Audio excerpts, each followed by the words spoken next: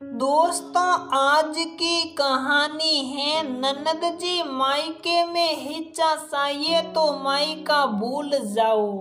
दोस्तों, कहानी शुरू करने से पहले अगर आपने हमारे चैनल को सब्सक्राइब नहीं किया है तो सब्सक्राइब कर लीजिए ताकि आपके पास पहुंचे हर नया वीडियो। सोमवार का दिन था और सुबह के 10 बज रहे थे, लेकिन शर्मा सदन में आज दोनों भाई दिनेश और नवीन छुट्टी पर थे। दोनों भाई आपस में बातें कर ही रहे थे कि उनकी बातें सुनकर हिना, नवीन की पत्नी, रसोई में अपनी जेठानी नेहा के पास गई और उससे बोली, अरे सुना आपने भाभी, आज सुरेखा आ रही है फिर से। अभी पिछले महीने ही तो आई थी, राम ही जाने, मैंने तो भैया को इनसे कहते सुना कि सुरेखा आ रही है तो घर पर ही रहना, कोई जरूरी काम है उसे। ऐसा क्या काम आ पड़ा जो इतनी जल्दी दोबारा आ रही है? और क्या काम होगा? बाबूजी की प्रॉपर्टी में से अपना हिस्सा चाहिए होगा, इसीलिए आ रही होगी। पिछली बार तो बोल नहीं पाई होगी, आखिर बाबूजी खत्म ही हुए थे और रिश्तेदार सब यही थे, लेकिन अब तो अपना हिस्सा लेगी। दोनों देवरानी जेठानी रसोई में खड़ी खड़ी पंचायती कर ही रही थी कि माँ रसोई में आ गई, जिन्हें देखकर दोनों चुप हो गई। माँ को सुनाई तो दे गया था, पर फिर भी वे कुछ नहीं बोली। कुछ चाहिए था माँ जी?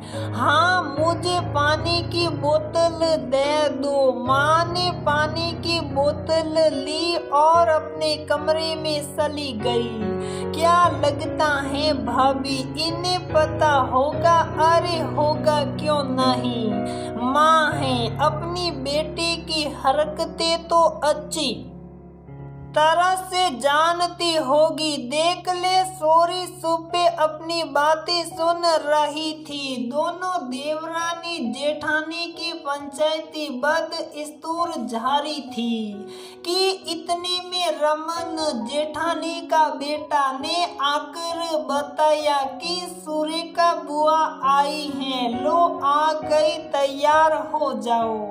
अब सेवा साकरी के लिए एक तो सेवा भी करो, ऊपर से इन्हें हिस्सा भी चाहिए। ध्यान रखना, एक पल के लिए भी अकेला मत छोड़ना। देखे क्या क्या मांगती हैं। दोनों देवरानी जेठानी बाहर आई तो देखा सुरेखा अकेली ही आई है। पवन जी नंदोई साथ नहीं है। सुरेखा राम स्वरूप शर्मा और कमला जी की बेटी, दोनों भाइयों से छोटी पर सबकी लाडली थी। जब तक की घर गृहस्थी की जिम्मेदारी भाई भाभियों पर न आई, जब तक राम स्वरूप जी ठीक थे। दोनों भाइयों की पूरी शिक्षा होने के बाद दोनों के विवाह भी काफी अच्छे तरीके से किए गए थे। जब दोनों भाइयों की शादी हुई और घर में भाभियां आई, उस समय सुरेखा पढ़ ही रही थी, जब ग्रेजुएशन के पहले साल में थी।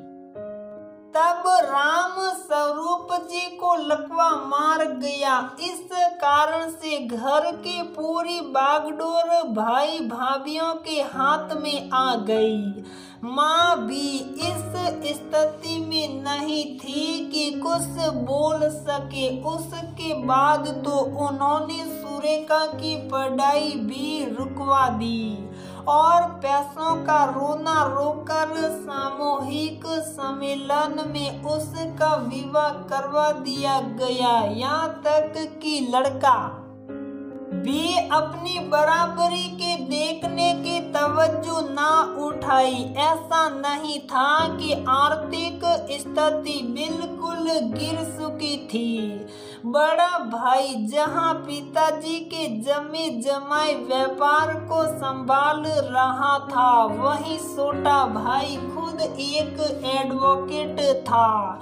पर लालच, लेकिन सुरेखा की किस्मत अच्छी थी कि पवन गरीब और कम पढ़ा लिखा ही सही पर स्वभाव का काफी अच्छा था। वह सुरेखा को पूरा सम्मान दिया करता था। सुरेखा के ससुराल में उसके सास ससुर भी उसे बेटी जैसा ही मान देते। अपनी बेटी को कम में ही सही लेकिन संतुष्ट देखकर माता पिता को बड़ी खुशी होती। हालांकि जब भी वह मायके आती तो अपनी बेटी के साथ अपने बेटे बहू का व्यवहार देखकर उन्हें दुख भी होता। इतना तो वह जानते थे कि मरने के बाद बेटी का मायका खत्म है।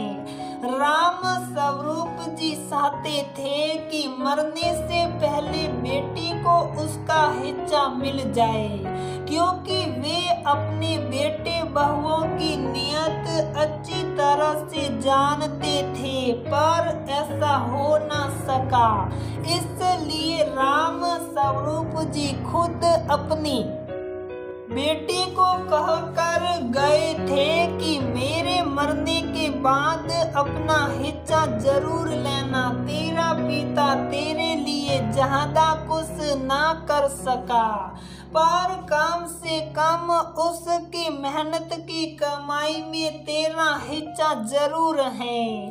थोड़ी देर बाद अचानक बाहर से बड़े भैया के जोर जोर से बोलने की आवाज आने लगी।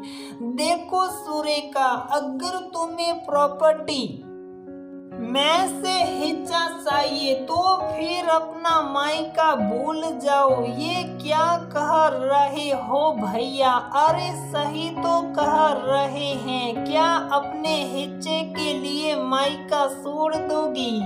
कल को आपके बच्चों की शादी होगी तो बात कौन भरेगा? अब की बार बड़ी भाभी ने कहा, माफ करना भाभी, लेकिन मुझे नहीं चाहिए आपका भात।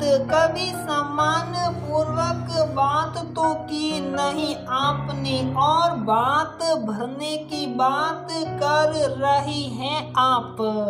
हे भगवान, देखो तो कितना लालच भरा है इसमें प्रॉपर्टी के लिए। अपने बड़े भाई भाभियों के सामने हो गई। छोटे भाई ने कहा, भैया आप एक एडवोकेट होकर कैसी बात कर रहे हो? आप को पता है ना कि बेटी का भी पिता की संपत्ति में बराबर का हिस्सा होता है। हाँ होता है, कानूनन अधिकार दिया गया है, लेकिन क्या? जो भी है साफ साफ कहिए। अरे तुम्हारे भैया नहीं कह पा रहे हैं, मैं बताती हूँ तुम्हें हिस्सा देकर करे क्या? ये हिस्सा तो तुम्हारे साथ तुम्हारे ससुराल ही चला जाएगा। कल को तुम्हारे बच्चों की शादी होगी तो उसमें भात भरना पड़ेगा। तो उसका खर्चा अलग, या माँ हमारे साथ रहती हैं, इनका खर्चा पानी अलग। तो क्या सारा खर्चा हम ही करेंगे? बस भाभी बहुत बोल लिया आप लोगों ने, आप तक बर्दाश्त ही करती आ रही हूँ। कभी आपने मेरा सम्मान नहीं किया, लेकिन कम से कम मेरे पिता की प्रॉपर्टी में से मुझे मेरा हिस्सा तो दे दो।